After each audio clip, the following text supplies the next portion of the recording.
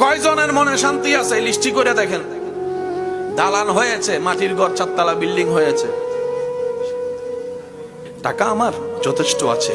ঘরের সামনে একটা ল্যান্ড ক্রুইজার, একটা মার্সিডিজ, একটা প্রাডো, 3টাই আছে।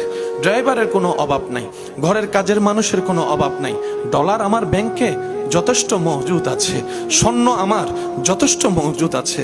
বললাম ভাই সবই রাখতে পারলেন, শুধু মাকে রাখতে পারলেন না, শুধু বাবাকে রাখতে পারলেন না, শুধু মা বাবাকে রাখতে পারলেন না।